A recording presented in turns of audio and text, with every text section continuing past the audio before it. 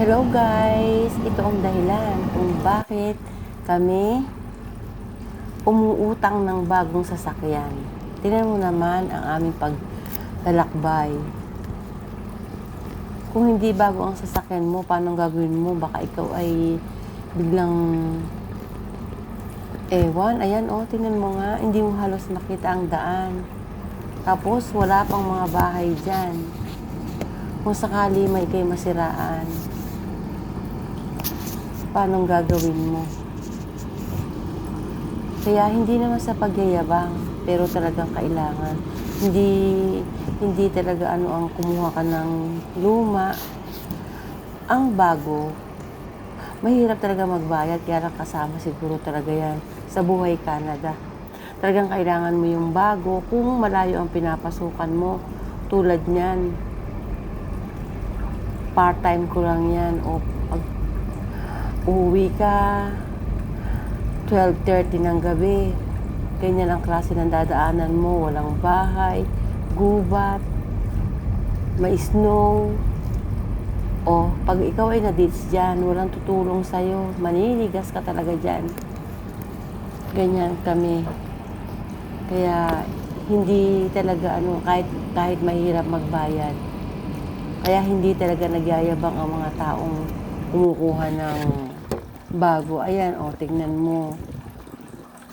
Pagkatapos dumating sa bahay, para ka makalabas ngayon sa umaga, ayan. Yan ang gagawin mo. Gaano kadami yung papalahin mo para lang makalabas ka. Iyan ang aming buhay dito sa Canada. Mahirap. Mahirap talaga. Kaya lang siyempre, iba rin naman ang kita dito. Kailangan mo magtiis para kahit paano yung pamilya mo maiahon mo sa hirap. Dahil talaga namang mahirap talaga ang buhay, lalo kami. Mahirap lang talaga kami. Pero dahil sa Canada, ayan, kahit mahirap din, malungkot, tapos tiis, okay lang. Kasi sulit naman. Hihinga-hinga na. Hinga-hinga na siya. Hinga-hinga na. Hindi na mabuhat-buhat ang pala. Kayo, gusto niyo pa. Pero ako, para sa akin, gusto ko rin kayo makarating sa Canada kasi iba naman talaga ang kita rito eh. Konting trabaho na malaki ang bayad. Ganun, sulit naman talaga. Kaya lang, ang pagpunta rito ay hindi naman biro. Uubos ka din ng maraming pera, tsaka minsan, mag-aaksaya ka lang kasi kung hindi ka naman ma-approve, paano yun sa mga requirements, sobrang hindi naman din maano ng tao. At saka minsan parang alaswerte lang talaga. Ganun.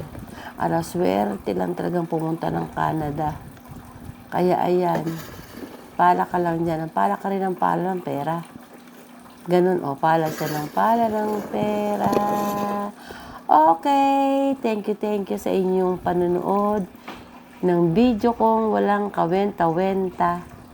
Thank you sa lahat. Ayan lang. Mamaya yan magkakape. Masarap naman talaga dito. Masarap. Pag-iisipin mo yung pera, masarap. Pero yung buhay mo, malungkot. Kapiling mo mga yelo. Yan snow. Sige, bye-bye na. Thank you for watching. Mga kabalaylay.